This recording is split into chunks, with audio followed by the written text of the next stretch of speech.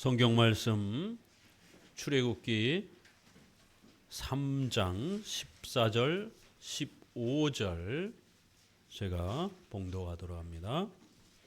하나님이 모세에게 이르시되 나는 스스로 있는 자니라. 또 이르시되 너는 이스라엘 자손에게 이같이 이르기를 스스로 있는 자가 나를 너희에게 보내셨다 하라. 하나님이 또 모세에게 이르시되 너는 이스라엘 자손에게 이같이 이르기를 나는 나를 너희에게 보내신 이는 너희 조상의 하나님 곧 아브라함의 하나님 이삭의 하나님 야곱의 하나님 여호와라 하라. 이는 나의 영원한 이름이요 대대로 기억할 나의 표니라. 아멘. 출애굽기 3장은 모세의 소명을 소개하는 아주 유명한 장면이 우리에게 가르쳐지고 있습니다. 그런데 많은 목회자들과 또 많은 성도들이 이 모세의 이 소명, 콜링이라고 하는 이 소명 장면을 잘못 이해해서 자신의 개인의 이런 목회적 소명이라든가 또 선교사 소명이라든가 또 개인 성도의 개인적인 그러한 특별한 소명으로 이 소명을 너무 주관적으로 자신에게 그렇게 적용하는 또 이런 실수들을 보게 됩니다. 오늘 이 목회의 이러한 또 거룩한 소명으로 모세를 부르시는 이 소명의 장면은 한 개인의 목사를 또 한 성도들의 어떤 필요의 소명을 우리에게 가르치는 그러한 내용은 아닙니다. 좀 더 중요한 그러한 소명의 내용이 담겨 있습니다. 특별히 2장에서부터 3장, 4장은 출애굽이라고 하는 거대한 이 역사를 펼쳐내시기에 전에 하나님은 모세를 부르시고 모세를 선지자로 목사여 교사로 세우시는 이러한 교회 정치의 제도와 질서를 먼저 세우시는 놀라운 장면이 소개가 됩니다. 출애굽이라고 하는 이 거대한 역사는 하나님께서 홀로 단독으로 그렇게 모든 걸 성취하실 수 있음에도 불구하고 하나님은 인간의 손에 이거를 위탁하려고 합니다. 모세와 아론이라고 하는 지도자를 세우고 또 오늘 최초로 장로들이라고 하는 놀라운 단어가 바로 이 출애굽기 3장에서 장로들이 구약 창세기에서 처음으로 소개가 됩니다. 이렇게 선지자, 제사장, 또 장로들 이들에게 하나님의 권위를 위탁해 주시고 이들이 이제 장차 이루어질 출애굽의 이 위대한 역사를 섬기고 인도해 가도록 교회의 제도와 교회의 직분과 교회의 정치 질서를 마련해 주시는 놀라운 장면이 소개가 되는 겁니다. 바로 교회 정치, 교회의 이러한 질서, 제도가 얼마나 소중하고 중요한 것인지를 배우는 귀한 장면입니다. 한 개인의 그러한 소명의 이 구절을 적용하거나 함부로 나도 모세처럼 내가 부름을 받았다 이렇게 함부로 막 적용하면 안 됩니다. 모세의 소명은 좀 더 공적인 이렇게 교회의 이러한 중요한 질서가 왜 그토록 중요한지를 우리에게 가르치는 교회 정치 제도의 중요성을 모세의 소명을 통해서 하나님이 우리에게 가르치시는 것입니다. 교회의 직분 질서를 통해서 하나님은 이 땅에 하나님의 나라인 유형교회를 세우시고 하나님께서 그들에게 신적 권위를 위탁해 주고 그들을 통해서 통치해 가신다라는 겁니다. 이것이 바로 성경적 교회의 질서요 모습이다라고 이렇게 가르치는 것입니다. 자, 그러면 교회의 지도자가 되기 위하여 가장 중요하게 먼저 자격을 갖춰야 되는 내용이 있습니다. 세상의 위정자들이라든가 회사의 사장은 그들만의 특별한 자격이 요구가 됩니다. 그러나 목사와 또 이런 선지자와 제사장과 장로들이 되기 위해서는 교회의 직분 지도자들이 되기 위해서는 어떤 자격을 갖춰야 되는 것인가? 돈이 많아야 되는가? 서울대와 이러한 훌륭한 대학을 나와야 되는 것인가?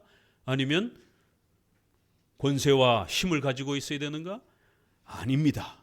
교회의 지도자는 교회의 정치 제도는 오늘 두 가지 중요한 신앙 고백을 하나님이 모세에게 가르치면서 바로 창조주와 구속주 하나님에 대한 중요한 이 두 가지 신앙 고백을 가르치시면서 바로 이 두 개가 있어야만이, 이 두 가지 신앙 고백을 해야만이 교회의 지도자가 될 수 있다는 것을 오늘 본문을 통해서 우리에게 가르칩니다.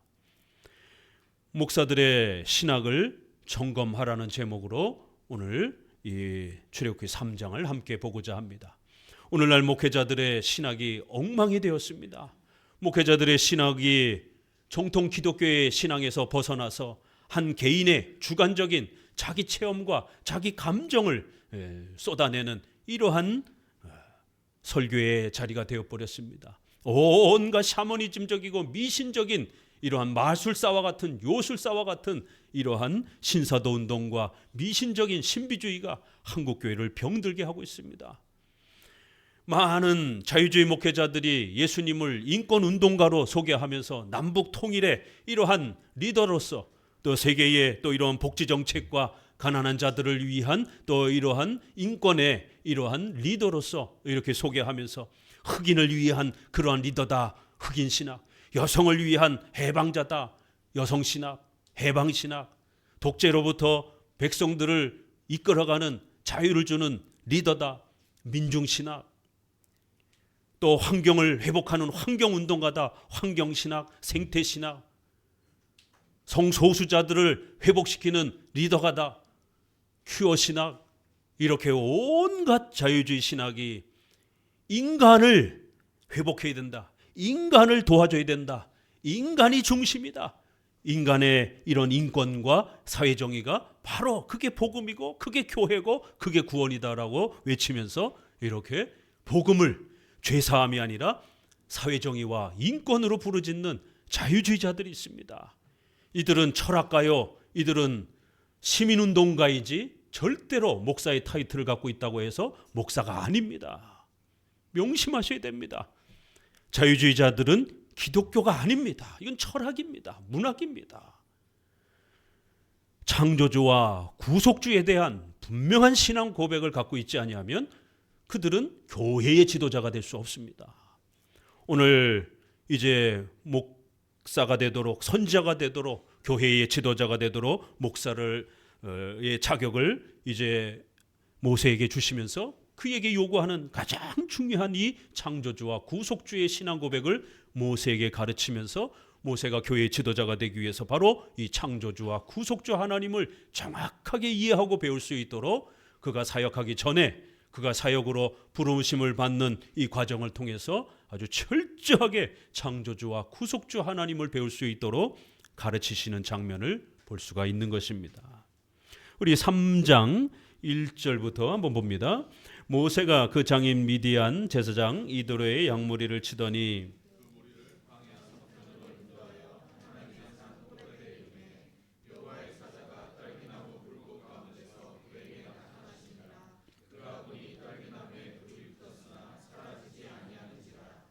이에 가로되 내가 돌이켜 가서 이 큰 광경을 보리라. 떨기나무가 어찌하여 타지 아니한 동시에 여호와께서 그가 보려고 돌이켜 오는 것을 보신지라.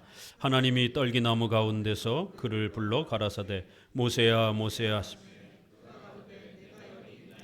하나님이 가라사대 이리로 가까이 하지 말라. 너의 선 곳은 거룩한 땅이니 내 발에서 신을 벗으라. 성경에는 선지자들을 부르시는 몇몇 장면이 소개가 됩니다. 이사야 6장에서는 8절 9절에 이사야를 부르시면서 내가 가로되 내가 여기 있나이다 나를 보내소서, 이렇게 이사야가 하나님의 부름 앞에 고백을 합니다. 예레미야 1장에서는 내가 너를 누구에게 보내든지 너는 가며 내가 내게 무엇을 명하든지 너는 말할지니라, 이렇게 예레미야를 부르는 장면이 나옵니다. 또 에스겔 2장 3절에서는 내게 이르시되 인자야 내가 너를 이스라엘 자손 곧 패역한 백성 나를 배반하는 자에게 보내노라. 이렇게 선지서를 보게 되면 선지자를 부르는 아주 중요한 장면들이 소개가 됩니다. 저도 한때는 선교단체에 속해가지고 이러한 구절들을 읽으면서 제가 하나님 앞에 선교사로 부름을 받았습니다라고 하면서 저를 써주시옵소서. 이사야의 이러한 말씀, 내가 여기 있나이다. 하나님 저희 생애를 바치오니 하나님 저를 써주시옵소서. 이러면서 마치 내가 이사야가 된 것처럼 이런 구절들을 지나치게 개인적으로 그렇게 적용했던 실수들을 많이 되돌아보게 됩니다. 성경에서 가르치는 이 본문의 공적이고 객관적인 의미가 무엇인지는 파악하지 않고 그저 마치 내가 이 고백을 내가 직접 들은 것처럼, 하나님이 이사야와 예레미야와 에스겔에게 말씀하신 것처럼 마치 하나님이 오늘 나에게 모세에게 모세야 모세야 이렇게 부르는 것처럼, 마치 하나님이 나에게 새로운 사명을 주는 것처럼 이러한 사명의 장면들을 너무 주관적으로 그렇게 함부로 적용했던 실수들을 보게 됩니다. 그러나 이러한 장면들은 그런 개인의 그러한 사적인 소명들을 오늘 성도들에게 가르치는 게 아닌 겁니다.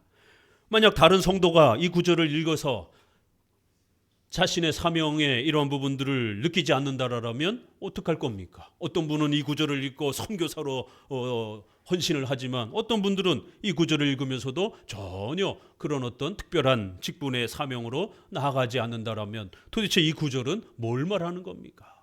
그렇기 때문에 이러한 성경에서 특별히 선지자들의 사명을 이렇게 소명을 부르는 장면의 이러한 대표적 장면들은 개인적인 그러한 오늘날 성도들과 목사들의 사명을 소개하는 장면이 아니라 각각 장면마다 하나님이 가르치고자 하는 기독교의 아주 중요한 본질들이 이 사명에 요약되어서 소개가 됩니다. 그래서 특별히 멸망 직전에 있었던 예레미야나 에스겔 같은 경우는 파괴하는 자로서 너가 사역하게 될 것이다. 예레미야는 보라, 내가 오늘날 너를 열방 만국 위에 세우고 너를 뽑으며 파괴하며 파멸하며 넘어뜨리며 건설하며 심게 하였느니라. 저도 이 구절을 읽으면서 하나님, 제가 선교사로 나아가서 악한 권세들을 파멸하고 뽑고 무너뜨리고 곳곳에 있는 모든 영적인 이런 권세들을 제가 무너뜨리며 하나님의 나라를 건설하겠습니다. 내가 마치 예레미야가 된 것처럼 그렇게 착각을 했던 적이 있습니다. 아닙니다. 하나님은 예레미야서 전체를 바로 이 예레미야의 소명을 통해서 알려준 겁니다.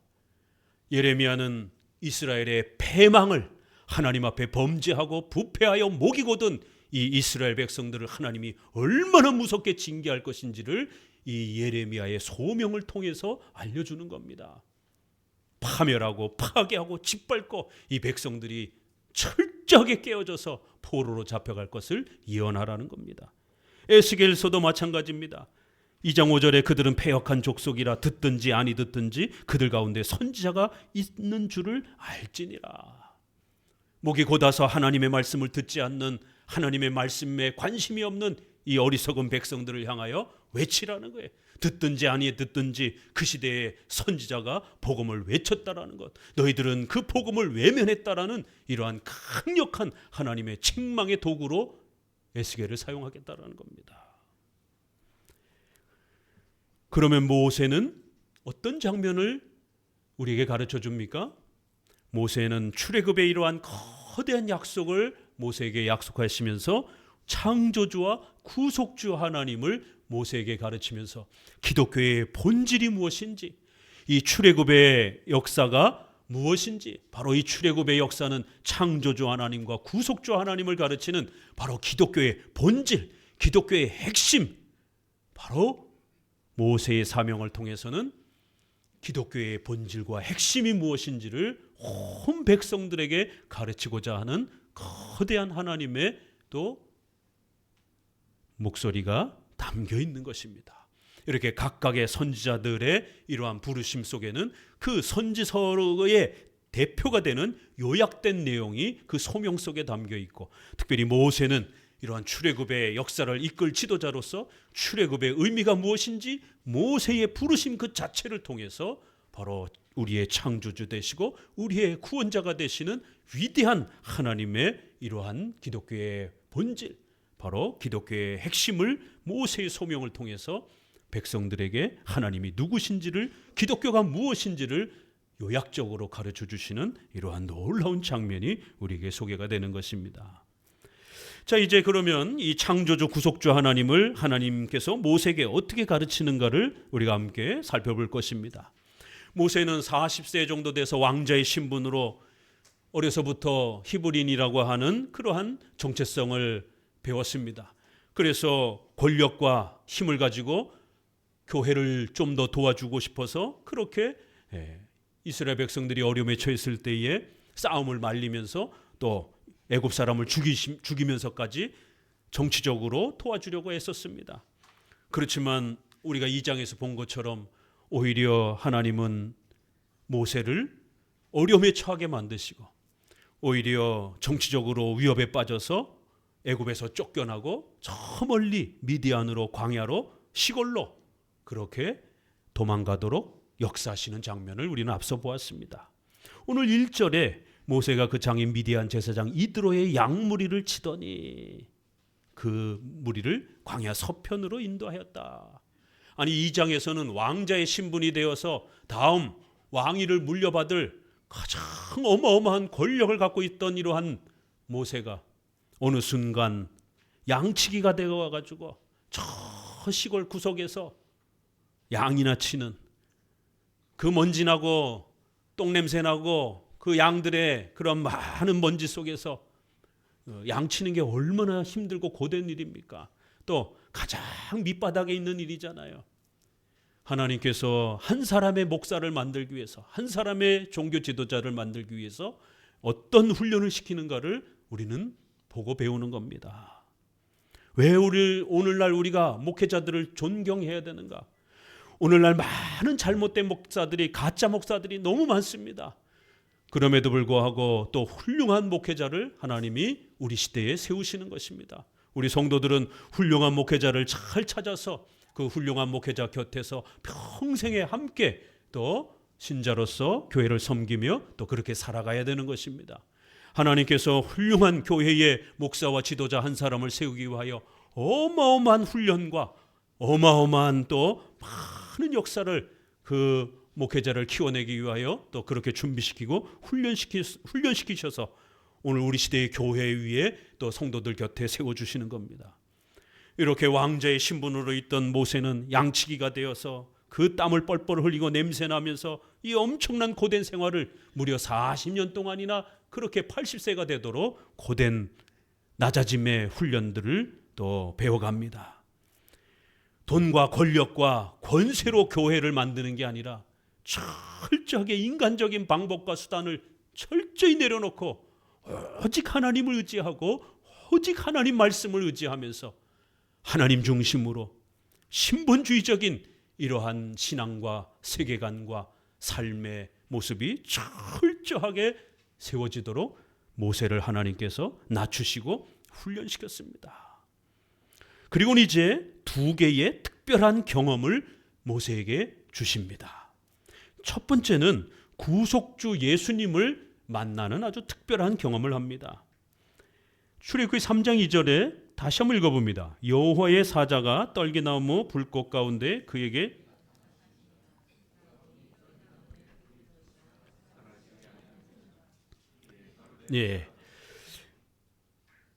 이제 모세는 양을 치던 중에 여호와의 사자가 떨기나무 불꽃 가운데 나타나시는 아주 특별한 장면을 이렇게 경험하게 됩니다.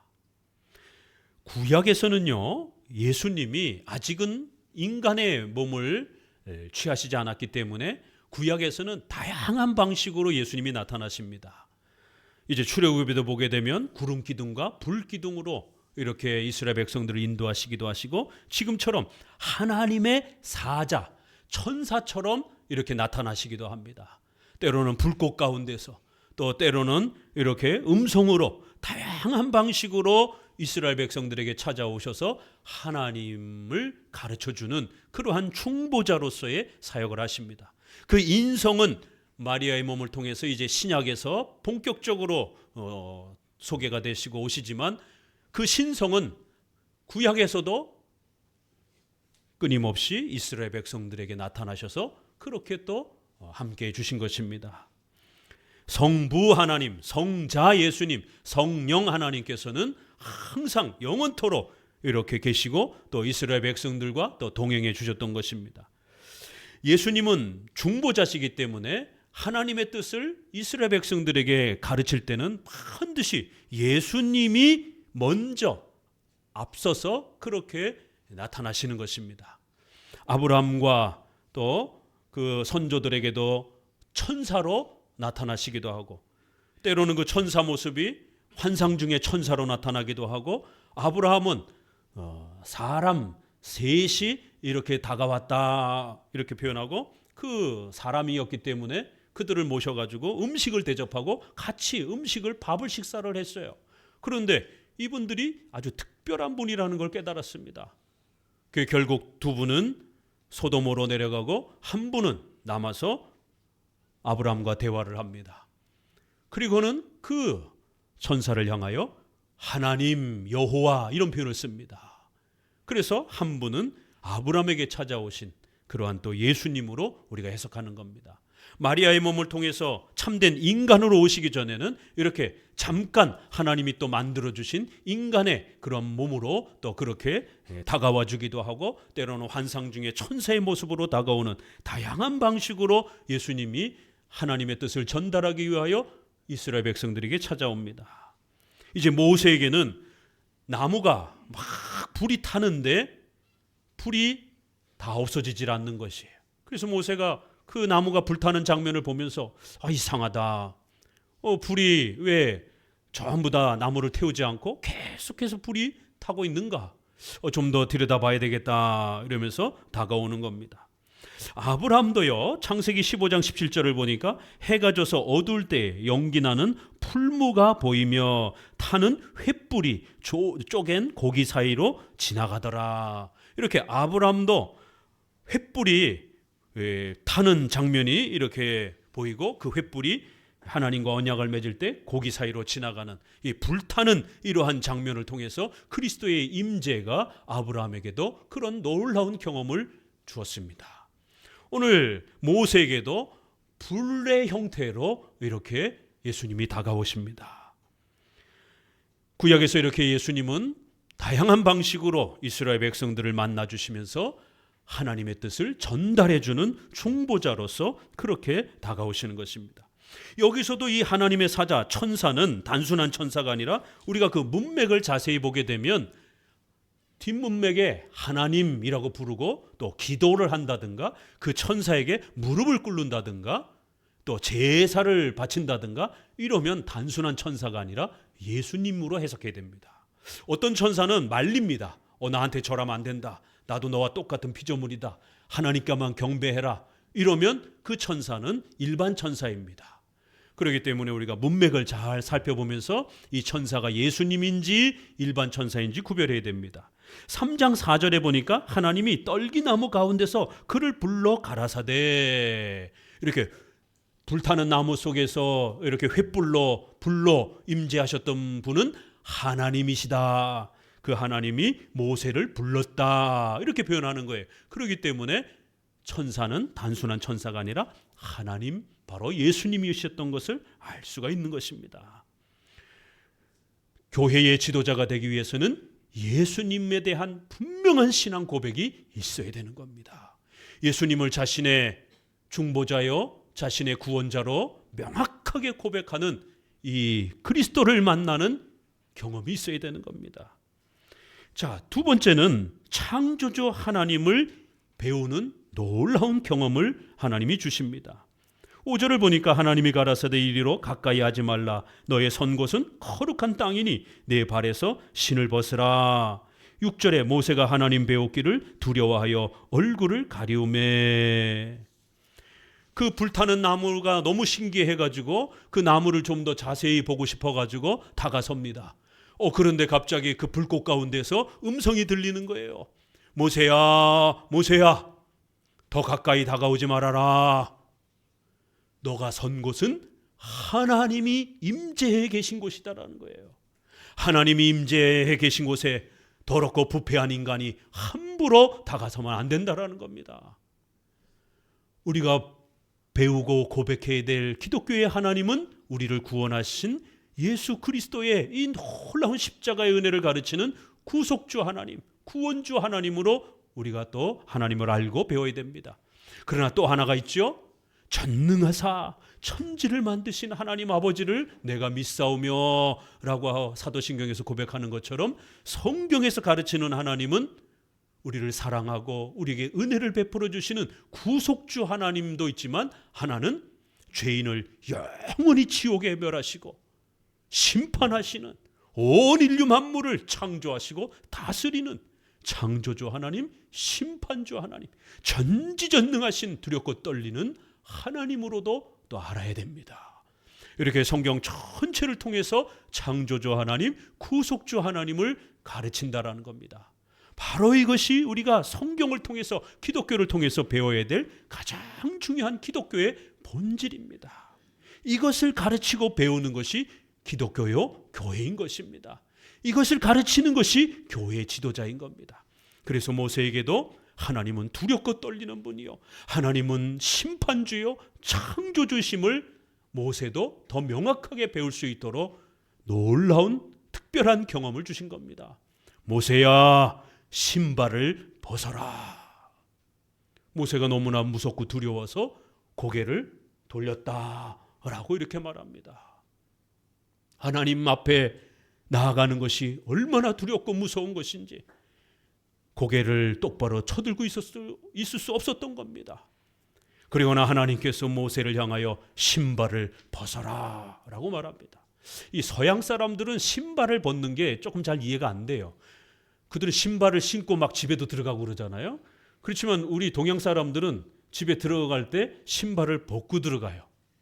또 높은 사람 앞에 이렇게 나아갈 때는 또 이렇게 신발을 벗는, 왜요? 중요한 공간에 이렇게 들어가게 되면 신발을 벗는, 식당에 들어갈 때도 신발을 벗고, 이렇게 동양 문화는 신발을 벗는 문화가 있어요.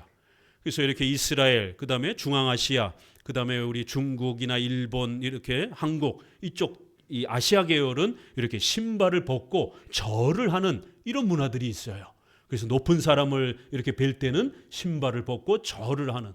근데 서양 사람들은 악수를 하고 얼굴을 비비고 이런 좀 스타일이 다르잖아요. 그러니까 우리는 훨씬 이게 이해가 되죠. 이렇게 신이라든가 왕이라든가 높은 사람 앞에 나아가게 되면 신발을 벗고 넙죽 엎드려서 절을 하는, 그래서 자신을 낮추는 표현입니다, 이게. 그래서 우리가 성경에 룻기서라든가 이런 여러 군데를 이렇게 보게 되면 신발을 벗고 자기의 모든 권리를 포기하는 그러한 계약을 맺을 때 신발을 벗는 장면이 나옵니다. 그래서 자신을 낮추고 자신의 모든 법적인 신분과 모든 권리를 내려놓고 포기한다라는 이런 동양의 하나의 예절 그런 문화죠.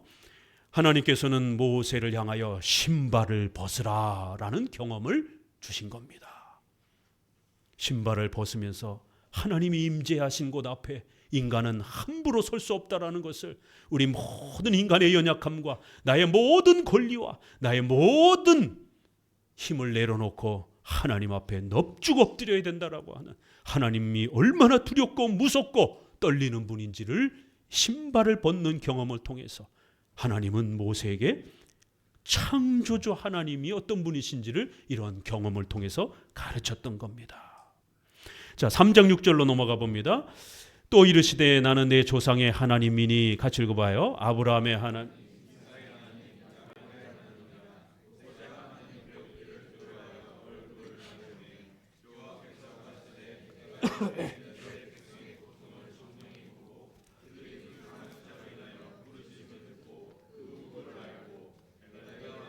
그들을 애굽인의 손에서 건져내고 그들을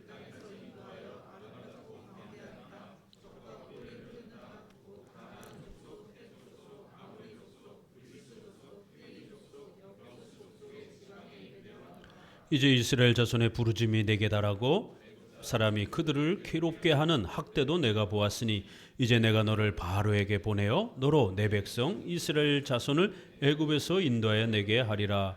모세가 하나님께 고하되 내가 누구간데 바로에게 가며 이스라엘 자손을 애굽에서 인도하여 내리까. 하나님이 가라사대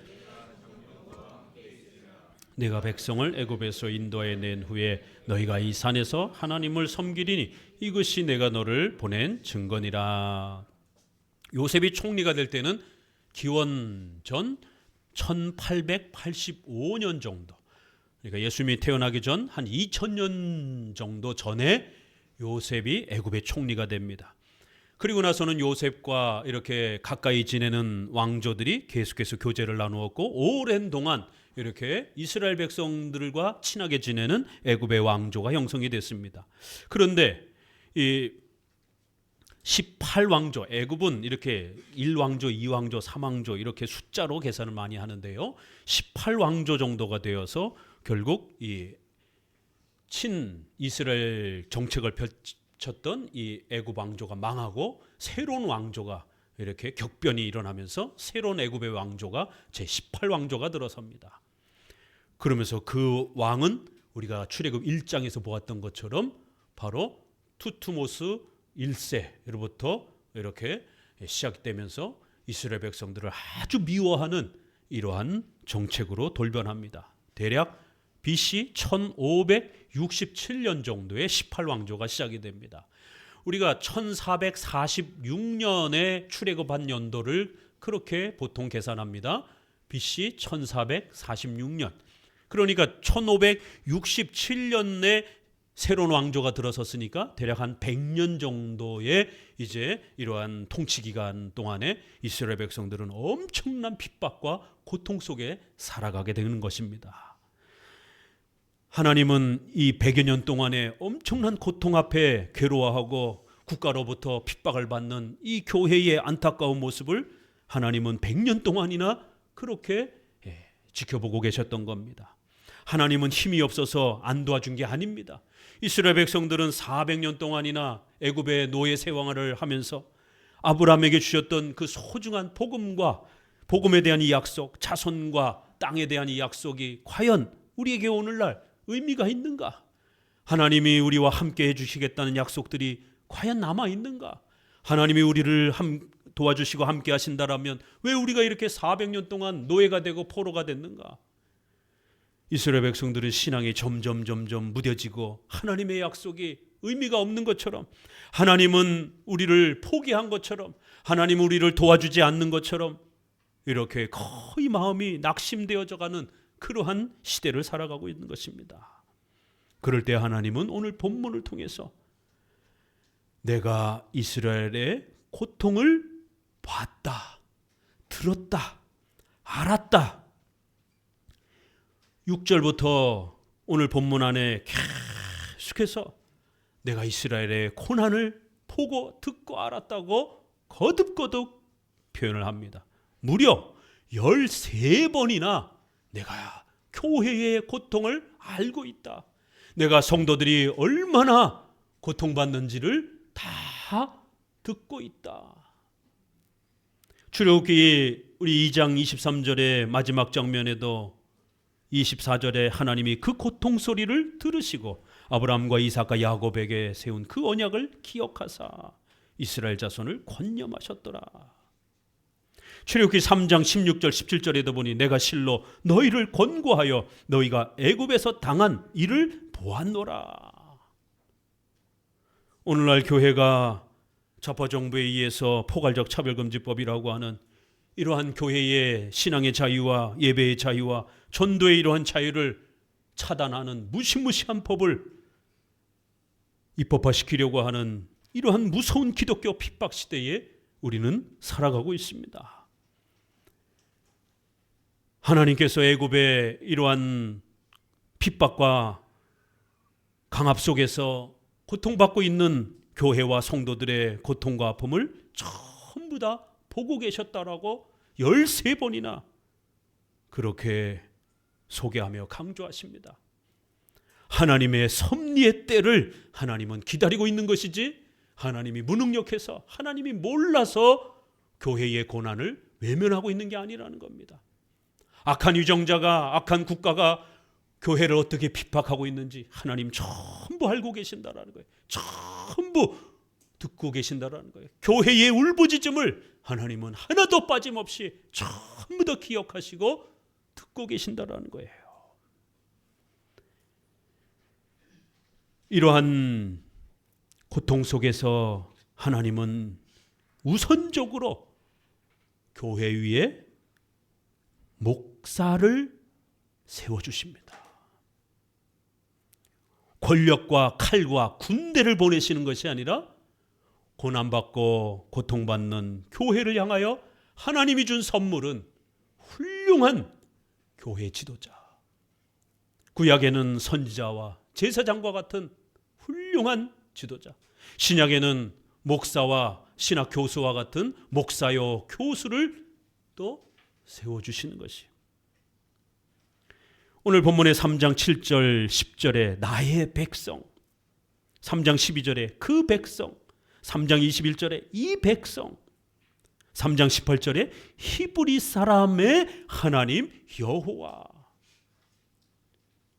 이 땅에서 고통받는 교회, 국가가 깔보고 조롱하고 짓밟고 마음대로 파괴하고 마음대로 핍박해도 괜찮은 것처럼 보여지는 이 가련하고 불쌍해 보이는 이 교회. 그러나 성경에서는 이 땅의 교회는 나의 백성, 그 백성, 이 백성, 히브리 사람의 하나님, 바로 우리 성도들의 하나님 여호와라고 5번이나 고통받는 성도들을 향하여 이들은 내 백성이라고 이렇게 하나님께서 거듭거듭 5번이나 강조를 해주십니다. 그들을 향하여 하나님은 군대를 파송한 게 아니라 모세라고 하는, 아론이라고 하는, 장로들이라고 하는 훌륭한 교회의 지도자들을 보내주시는 것입니다. 출애굽기 3장 9절에 이제 이렇게 표현합니다. 개정판에는 이제 가라 이렇게 돼 있어요. 킹제임스 성경이라든가 이렇게 보게 되면 보라 이렇게도 표현되어 있고, 우리 원문에 있는 표현이 좀 우리 한글 번역에는 이렇게 삭제가 되어 있어요. 그래서 이렇게 여러 본문들을 비교해서 보셔야 됩니다. 이것도 9절도 모세에게 가라 이런 의미가 담긴 거예요. 3장 10절 이제 내가 너를 바로에게 보낸다. 내 백성 이스라엘 자손을 애굽에서 인도하여 낼 수 있도록 내가 모세를 세웠다. 13절, 14절, 15절 하나님이 나를 너희에게 보내셨다. 7번이나 모세를 하나님이 이스라엘 백성들에게 보내셨다라는 말을 7번이나 강조하면서 하나님은 군대를 파송한 게 아니라 훌륭한 하나님의 말씀을 가르칠 수 있는 훌륭한 선지자, 훌륭한 목사를 그 핍박받는 교회에 선물로 주신다라는 것이에요. 아니 돈이나 군대를 파송해 줬더라면 좋을 것 아닐까요? 아니요. 핍박받는 성도들에게 가장 큰 선물은 하나님의 말씀을 정확하게 가르칠 수 있는 훌륭한 성경의 교사, 선지자, 목사요, 신학자를 보내주시는 것이 가장 큰 선물입니다. 돈으로 위로받을 수 없는, 군대로 위로받을 수 없는 오직 하나님의 말씀을 우리 성도들이 깨닫고 그 말씀을 먹고 마실 때에 그 영혼이 위로와 소망을 얻을 수 있는, 하나님의 말씀만이 힘을 줄 수 있는 이 영광스러운 말씀의 은혜를 먹이시기 위해서 하나님은 말씀의 전문가인, 말씀의 교사인 바로 선지자, 목사를 보내주신 것입니다. 이렇게 하나님이 직접 통치할 수 있음에도 불구하고 하나님은 목사의, 교사의 역할을 하는 모세와 아론, 제사장 보내주시는 겁니다. 그들에게 신적인 권위를 위탁하여 주시고 그들이 교회를 통치하도록 보내주신 것입니다. 이렇게 신적 권위가 인간에게 위탁되었다라고 하는 이러한 고백, 이걸 우리가 유스 디비눔이라고도 이렇게 라틴어로 표현합니다. 장로교요, 장로 정치의 가장 중요한 고백입니다. 연약한 목회자이지만 하나님께서, 예수님께서 그분의 권위를 목사와 장로에게 위탁해 주시고 그들이 하나님의 말씀을 가지고 교회를 통치하도록 그렇게 권위가 위탁되었다라고 하는, 로마 가톨릭과 같이 자기들 마음대로 할 수 있는 절대적 권위가 아니라, 맹족적 권위가 아니라, 또 독립하나 이러한 자유처럼 인간의 다수결로 인간의 그런 마음대로 결정하는 이러한 자유 정치가 아니라 목사와 장로를 세워서 그들을 중심으로 하나님의 말씀을 가지고 통치하도록 그들에게 신적 권위를 위탁해 주셨다라고 하는 이러한 신적 권위, 위탁된 신적 권위를 가지고 교회를 돌보고 다스리도록 하나님은 교회의 정치 제도를 세우셨다라는 것입니다. 그렇기 때문에 우리는 합법적이고 자격을 갖춘 목사와 장로님을 존중해야 되는 겁니다. 왜요? 하나님은 이러한 제도로, 이러한 질서로 교회를 세우시고 출애굽을 이제 이끄시는 겁니다. 모세는 이 사명이 너무 무섭고 두려워서 3장 11절에 모세가 하나님께 고하되 내가 누구간데 바로에게 가며 이스라엘 자손을 애굽에서 인도하여 내리까. 목사로서 부름받는 건 너무너무 무섭고 두려운 일입니다. 오늘날 너무나 쉽게 신학교를 진학하고 갈 데가 없으니까 점수가 안 되니까 신학교나 들어가고 할 일이 없으니까 목사나 되고 목사가 되면 엄청난 존경과 권위와 명예를 누리는 것처럼 착각하고 그렇게 목사가 되려고 합니다. 6개월 만에 1년 만에 목사가 됐다고 자랑을 합니다. 교회가 부패하고 타락할 때 나타나는 현상입니다. 목사가 될 때 돈을 주고 거래를 합니다. 성직을 매매합니다. 중세시대가 이렇게 됐던 거예요.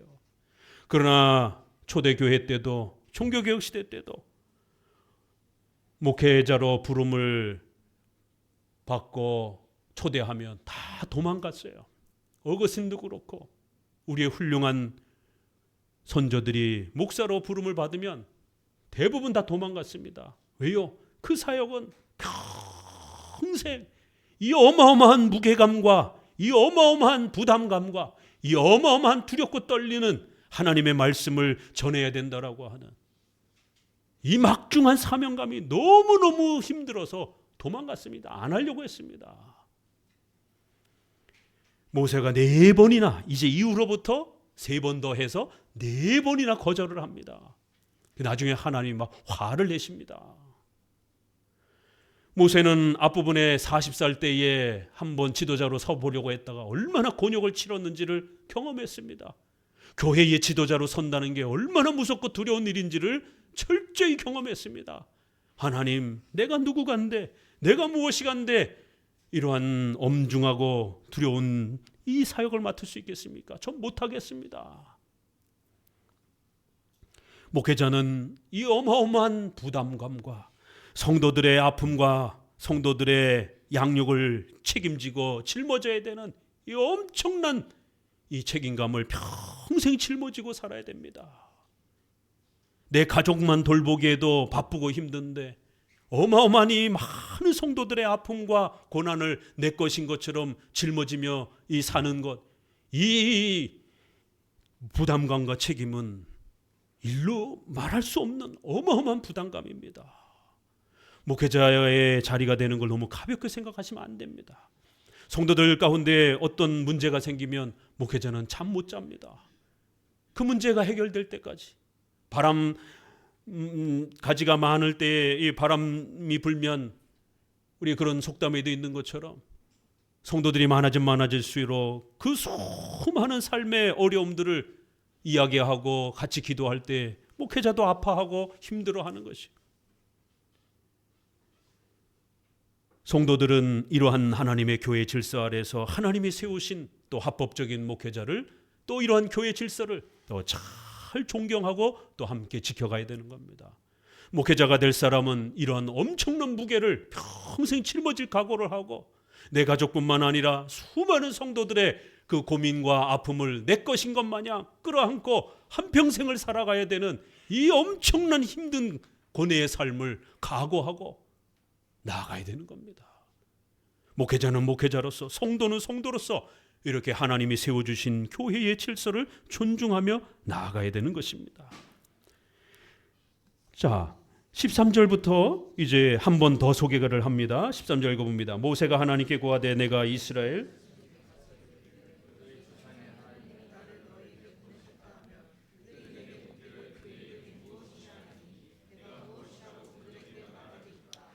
하나님이 모세에게 이르시되 또 이르시되 너는 이스라엘 자손에게 이같이 이르기를 하나님이 또 모세에게 이르시되 너는 이스라엘 자손에게 이같이 이르기를 나를 너에게 보내신 이는 이삭의 하나님 야곱의 하나님 여호와로라 하라. 이는 나의 영원한 이름이요 대대로 기억할 나의 표언이라. 너는 가서 이스라엘 장로들을 모으고 그들에게 이르기를 여호와 너희 조상의 하나님 곧 아브라함과 이삭과 야곱의 하나님이 내게 나타나 이르시되 내가 실로 너희를 권고하여 너희가 애굽에서 당한 일을 보았노라. 내가 말하였거니와 내가 너희를 애굽의 고난 중에서 인도하여 가나안 족속, 헷 족속, 아모리 족속, 브리스 족속, 히 족속, 여부스 족속 올라가게 하리라 하셨다면 그들이 내 말을 들으니 너는 그들의 장로들과 함께 애굽 왕에게 이르기를 히브리 사람의 하나님 여호와께서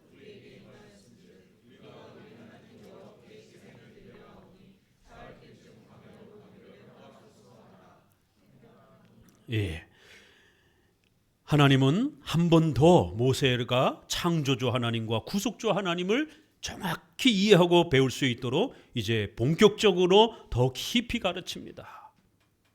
14절에 하나님께서 모세에게 자신의 이름을 가르쳐 줍니다. 왜냐하면 모세가 두렵고 떨려서 하나님 만약 제가 백성들에게 가서 하나님의 메시지를 전하면 분명히 백성들은 반발하면서 너가 부름을 받은 증거가 무엇이냐라고 따질 텐데 하나님 제가 어떻게 하나님을 소개해야 됩니까? 그러자 하나님은 창조주 하나님을 먼저 가르칩니다. 이 창세기 이 출애굽기 3장 13절은 이 구절 자체로도 어마어마한 내용을 담고 있습니다. 하나님은 스스로 있는 자다. 스스로 있는 자가 나를 너희에게 보내셨다라고 가르쳐 주라는 겁니다. 하나님은 누구신가? 이것이 바로 기독교가 던지는 가장 큰 질문이잖아요. 세상 사람들은 교회에 묻습니다. 하나님은 누구시냐고. 그럴 때 우리가 하나님을 보여줄 수는 없습니다. 하나님은 영이시기 때문에 그들에게 만져보도록 하나님을 보여줄 수는 없습니다. 그렇기 때문에 신사도 운동이라든가 신비주의 운동은 가짜고 잘못된 거라는 겁니다. 벌써 모세의 이 고백 속에 놀라운 고백이 담겨 있습니다. 내게 묻기를 그 이름이 무엇이냐라고 백성들이 물을 텐데 어떻게 대답해야 됩니까? 하나님은 무엇입니까? 이렇게 묻습니다. 우리 소율이 문답 4문에 하나님은 어떤 분입니까? 라고 이렇게 이것을 의역해 줬어요. 그렇지만 원문에는 와수로 돼 있어요. 후가 아니라 와수로 돼 있습니다. 하나님은 무엇입니까? 굉장히 독특한 질문이죠. 하나님은 누구십니까?가 훨씬 자연스러운 질문인데 하나님은 무엇입니까? 라고 이렇게 묻는 것이. 왜 우리 선조들이 하나님을 소개하는데 하나님은 무엇입니까? 라고 이렇게 문장을 정리했겠습니까? 출애굽기 3장 13절에서 모세가 그렇게 묻고 있는 거예요. 하나님은 무엇입니까? 백성들의 마음속에는 선조들의 마음속에는 이미 하나님은 누구라고 이렇게 우리가 누굽니까? 라고 했을 때 만지고 보고 느낄 수 있는 그러한 대상을 말할 때 누굽니까? 이렇게 보통 묻는 거예요. 그런데 성경은 하나님은 그렇게 소개할 수 없다라는 겁니다. 하나님은 무엇, what이라고 소개를 해야 되는 거예요. 하나님은 만지고 느끼고 이런 분이 아니라 하나님의 속성이 무엇인지를 소개해 주는 겁니다. 벌써 그 질문 자체에서도 하나님은 보고 만지는 분으로 소개할 수 없고 하나님의 일하심은 어떤 모습인지 하나님의 성품은 어떤 모습인지 하나님의 속성과 성품을 가르쳐 줘야 되는 겁니다. 사랑의 하나님, 자비의 하나님, 심판주 하나님, 창조주 하나님 이렇게 하나님의 속성이 무엇인지를 하나씩 설명하면서 하나님이 누구신지를 가르치는 것이지 하나님이 만져지고 느껴지는 보여지는 이런 형태로 소개할 수 있는 게 아니라는 것이 참으로 놀라운 질문이며 그 답도, 그래서 하나님은 보고 만질 수 있는 분이 아니라 하나님은 스스로 존재하시는 분으로 백성들에게 소개하라. 이 말은 하나님의 자존성을 가르치는 겁니다. 우리 번역에는 의역을 해서 스스로라는 말이 추가가 됐습니다. 원문에는 나는 나다 이런 말이에요.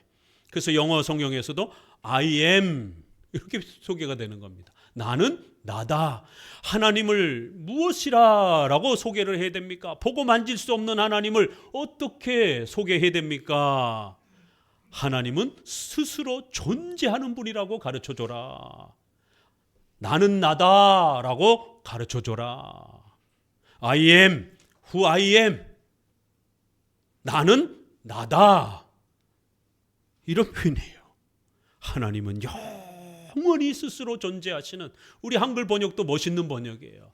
나다, 나는 나다라는 말에 스스로를 붙여서 나는 스스로 존재하는, 영원토록 홀로 존재하시는, 영원토록 스스로 존재하시는, 자존하시는 절대전능한 하나님이라는 겁니다. 하나님은 만들어진 분도 아니요, 하나님은 여러 신들 중에 하나인 분도 아니요, 이 세상의 신들이라 불리는 모든 것들은 가짜고 하나님만이 홀로 존재하면서 영원토록 존재하시는 살아계신 참되신 유일하신 분이다 라는 하나님의 절대성과 자존성과 하나님의 무한하시고 영원하시며 불변하신 하나님의 전능함을 우리에게 가르치는 것입니다. 일계명의 하나님 외에 다른 신을 우리에게 둬서는 안 된다라는 거예요. 하나님 외에 하나님만이 유일한 신이라는 겁니다. 주기도문에 하늘에 계신 하나님, 하늘에 전지전능하신 이런 표현을 비유적으로 하늘에라고 표현한 겁니다. 사도신경에 전능하사 천지를 만드신 하나님, 이렇게 우리는 기독교인들은 신앙 고백을 할 때마다 우리가 고백하는 삼일체 하나님은 스스로 존재하시는, 세상의 모든 신들은 가짜요, 오직 기독교에서 말하는 삼일체 하나님만이 유일하고 참된 스스로 존재하는 절대전능한 창조주요 심판주이심을 고백하는 겁니다. 모세에게 그 수많은 하나님의 속성 중에 가장 먼저 창조주 하나님을 가르친 겁니다. 온 세상을 만드시고 우리의 머리카락 하나까지 세심받으시고 우리의 숨쉬는 순간순간 인류의 모든 역사, 여러분의 발걸음 하나하나까지 생각까지 전부 지배하시는 창조주요 심판주 되시는 여호와이심을 모세에게 이렇게 가르치는 겁니다. 이것이 나의 이름이니 영원토록 간직하라는 겁니다. 하나님을 창조주와 심판주로 고백하지 아니하면 하나님을 우습게 여기게 됩니다.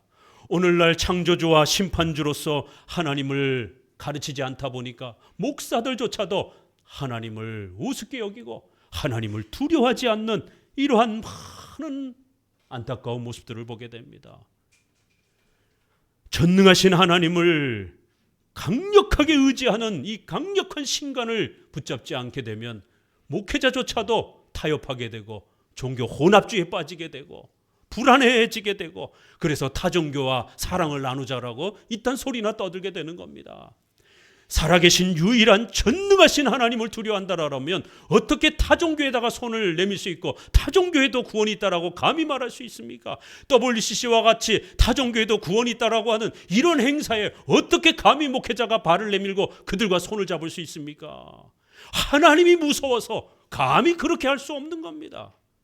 오늘날 WCC, WEA, NCCK와 같은 타종교에도 구원이 있다라고 버젓이 외치는 이런 수많은 교회 연합 행사에 어떻게 감히 목회자가 손을 내밀 수 있습니까? 하나님을 무서워한다라면 감히 그렇게 행동할 수 없어요. 오늘날 목회자들이 온갖 성추행과 교회 안의 돈 문제와 성추행 문제와 비윤리적인 그러한 모습으로 세상으로부터 손가락질을 받습니다. 하나님을 무서워하고 두려워하는 목사라면 감히 어떻게 그렇게 살 수가 있습니까? 아무도 보지 않아도 하나님이 보고 계시기 때문에 하나님 앞에 천벌을 받을 수가 있는 겁니다. 감히 하나님이 무서워서 두렵고 떨려서 그러한 비도덕적인 행위를 할 수 없는 겁니다. 하나님을 무서워하지 않는, 하나님을 아무렇지 않게 생각하는 이런 목사들은 가짜입니다. 목사들의 신학을 점검해 봐야 됩니다. 정말 이들이 창조주 하나님, 심판주 하나님, 하나님을 정말 무섭고 두려워하도록 그렇게 떨고 모세가 그 하나님 앞에 얼굴을 돌리며 두려워 떨며 하나님 앞에 신발을 벗으며 벌벌 떨며 하나님 앞에, 창조주 하나님 앞에 서는 그런 신관이 있는가 과연 목사들 안에. 두 번째는 3장 15절부터 16절에 아브라함의 하나님, 이삭의 하나님, 야곱의 하나님이다. 바로 오늘 이 두 고백에 창조주 하나님, 구속주 하나님, 이 두 고백 안에 기독교의 본질이 다 들어있는 겁니다. 이게 기독교입니다. 바로 모세의 소명을 통해서 하나님은 기독교가 무엇인지, 왜 하나님이 이 백성을 출애굽시키려고 하는 건지, 출애굽이란 무엇인지, 바로 영원한 형벌과 지옥의 고통에서 부패하여 더럽고 추악한 죄인의 신분이 된 저와 여러분을 예수 그리스도의 십자가의 보혈의 피로 그 몸매의 찢기심으로 희생을 통하여 우리를 구원하시기 위한 바로 이 복음, 아브라함에게 주셨던 자손과 땅에 대한 약속은 장차 오실 유일한 자손 예수님, 그리고 그 예수님을 통해서 하나님의 나라의 백성이 되는 그 천국의 기업 땅, 바로 그걸 자손과 땅으로 복음을 비유적으로 구약에 가르쳐줬다라고 말씀을 드렸습니다. 이것이 장차 중보자가 오셔서 우리를 구원해 줄 것이다라고 하는 약속의 형태로 맺었기 때문에 은혜 언약이라고도 이렇게 불립니다.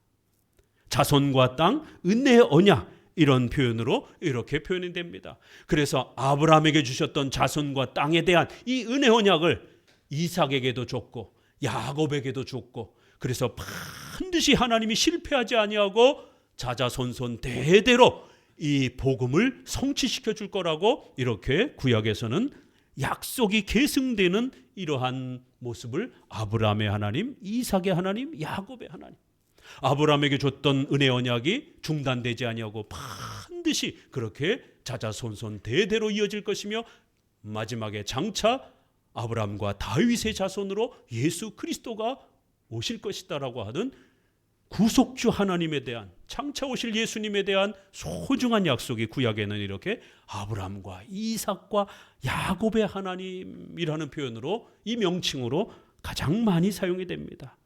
3장 6절에도 앞부분에 내 조성의 하나님이니 하나님의, 아브라함의 하나님, 이삭의 하나님, 야곱의 하나님이라 거듭거듭 이 표현을 강조합니다. 오늘날 예수님을 통해서 죄사함 받고 구원받는 이 소중한 복음, 이 신칭의를 모르는 목사들이 얼마나 많습니까? 죄가 무엇인지를 모르는 목사들이 수두룩합니다. 죄가 독재의 고통 속에서 가난한 시민으로 산다라고 이런 헛소리나 하고, 여성으로 사는 게 죄라고 하는 이런 헛소리나 하고, 환경 파괴 속에서 식물들이 고통받는 게 죄라고 이런 소리나 하고, 성소수자로 살아가는 게 죄라고 이런 소리나 하고, 죄는 원죄, 바로 그 원죄에는 죄책과 부패라고 하는 영원히 지옥에서 형벌받아야 되는 죄에 대한 책임을 짊어진 죄인의 신분이 된 죄책, 그리고 실제로 우리는 하나님을 믿지 않고 더러워지는 전적 부패, 바로 그 죄를 해결하기 위하여 예수님이 이 땅에 오셨고, 우리는 오직 믿음으로, 우리의 행위와 우리의 잘남이 아니라 오직 믿음으로 이 신, 칭의, 우리가 행한 게 아니라는 거예요. 예수님의 십자가의 희생 때문에 우리를 하나님의 자녀로 여겨주겠다라는 거예요. 칭해주겠다라는 거예요. 전가교리입니다. 전가시켜주겠다라는 거예요. 예수님의 의를 우리에게 전가시켜주겠다라는 거예요. 우리의 모든 죄를 예수님께 전가시키겠다라는 거예요. 예수님은 죄인이 아닌데 우리 때문에 죄인처럼 전가되어서, 우리의 모든 죄가 전가되어서 죄인처럼 하나님의 심판을 받게 될 거라는 거예요. 우리의 죄가 예수님께 전가가 되고 예수님이 이루신 의가 우리에게 전가가 되는 겁니다. 칭해 준다라는 거예요. 전가시켜서 그 구원의 역사가 일어난다라는 거예요. 전가교리. 예? 전가교리라는 게 있어요? 전가교리가 뭔지를 몰라요. 칭해 준다라는 거예요. 우리가 만든 게 아니라는 겁니다. 그렇게 여겨 주겠다라는 거예요. 그렇게 전가시켜 주겠다라는 거예요. 뭐를요?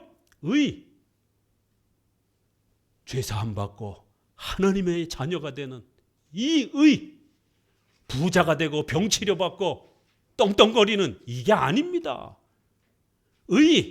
죄 사함 받고 하나님의 자녀가 되는 게 의라는 거예요.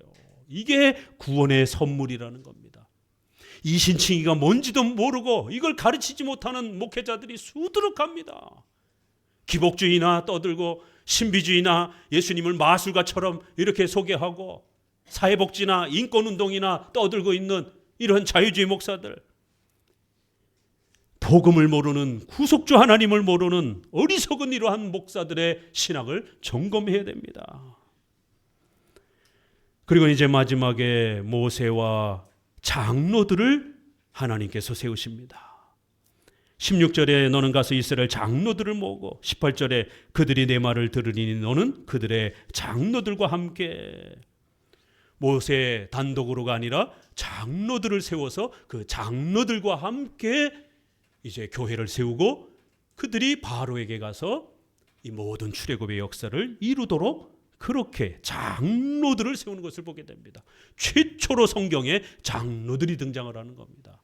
이렇게 하나님은 출애굽 전에 이 땅에 유형교회를 세우시고 장로 제도를 세워서 모세와 장로들이 모든 유형교회의 역사를 섬기도록 그렇게 하나님의 교회의 제도를 완성해 주신 것입니다. 그리고는 19절 20절에 너희들이 가서 바로왕에게 고하지만 바로왕이 듣지 않을 것이다. 이 모든 역사는 하나님이 허락할 때까지 결코 바로왕이 허락하지 않을 것이다. 그러나 때가 되면 하나님이 그들을 치게 되면 바로왕이 그때서야 너희들을 풀어줄 것이다. 모세와 장로들을 사용하지만 그들은 하나님의 도구요 수단일 뿐이지 모든 역사의 책임과 근원은 하나님이라는 겁니다. 하나님이 허락해야만이 바로왕이 듣게 될 거라는 겁니다. 이렇게 비록 이 땅의 유형교회는 모세와 장로들을 통하여 사용하지만 근원적으로 모든 역사는 하나님이 주도하고 계시다라는 것을 다시 또 잊지 않도록 가르치는 겁니다. 인간의 손에 달린 게 아니라 하나님이 모든 역사를 주관하는 거라는 거예요. 그리하여 너희들이 탈출할 때에 그냥 나가지 않고 이스라엘 백성들이 애굽 사람들에게 많은 재산을 기부받아서 그렇게 너희들이 탈출하게 될 거다. 이것도 하나님의 은혜 안에서 그렇게 너희들이 은혜를 받도록 역사할 거라는 겁니다. 마지막 장면은 또 다시 한번 하나님의 역사에 의해서 이 모든 출애굽이 만들어질 거라고 하는 것을 다시 한번 그렇게 마무리를 하고 있습니다. 오늘 출애굽 3장을 통해서는 하나님이 모세의 소명을 통해서 이 땅에 유형교회를 세우시고 목사와 장로라고 하는 제도를 세워가시는 교회 정치 제도를 세워가시는 놀라운 장면을 우리에게 소개합니다. 주보의 프랑스 신조에 보니까 25조에 같이 한번 읽어봅니다. 이제 우리는 복음을 통해서만 그리스도를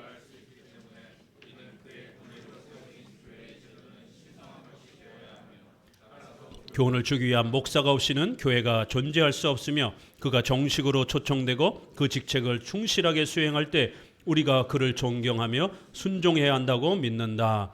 하나님이 이러한 도움과 종속적인 방편을 꼭 필요로 하시는 것이 아니고 다만 이러한 제약으로 그가 우리를 다스리시기를 좋아하기 때문이다. 여기에 있어서 우리는 자기들의 세력이 미치는 한도에서 말씀에서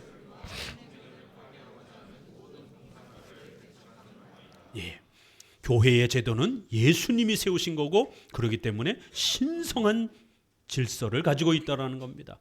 따라서 목사가 없이는 교회가 존재할 수 없다라는 겁니다. 목사가 대단해서가 아닙니다. 성경 하나님의 말씀을 가르쳐야만이 교회가 존재할 수 있기 때문이라는 거예요. 그래서 이러한 합법적 자격을 갖추고 설교하고 가르칠 때에 우리 성도들은 그 목사의 이러한 질서와 제도를 소중하게 지켜가야 된다는 겁니다. 하나님은 바로 이러한 질서를 통해서 교회를 세우시고 다스려가기 때문이라는 거예요. 제네바 교리 문답에도 보면은 306문에 바로 이러한 공적인 집회와 설교 질서, 이것만이 성도를 교육하는, 양육하는 유일한 수단이라고 이렇게 선언해 주셨습니다. 성도를 양육하는 유일한 수단이 뭐라고요? 바로 이러한 교회적 청취제도의 설교를 듣고 배우는 이러한 질서라는 겁니다. 307문, 교회의 목사들이 꼭 있어야 합니까? 같이 읽어봅니다. 그렇습니다. 우리는 그들의 말을 잘 귀담아 들어야 하며 그들의 입을 통해 흘러나오는 주님의 가르침을 겸손히 받아들여야만 합니다. 그래서 누구든지 그들을 경멸하고 그들의 말에 경청하는 것을 거부하면 그 사람은 곧 예수 그리스도를 물리치는 것이며 성도들의 공동체로부터 떠나는 것이나 마찬가지인 것입니다. 이렇게 합법적인 자격을 갖추고 창조주와 구속주에 대한 바른 신앙 고백을 정확하게 갖고 있는 이러한 목회자들은 하나님이 이 땅에 교회의 성도들에게 선물로 주신 훌륭한 교회 지도자들이라는 겁니다. 그러면 그들의 설교와 가르침을 하나님의 말씀으로 잘 배워가면서 우리 성도들은 성장하고 자라가면서 또 이 땅에 하나님의 나라를 또 우리가 함께 건설해가는 것입니다.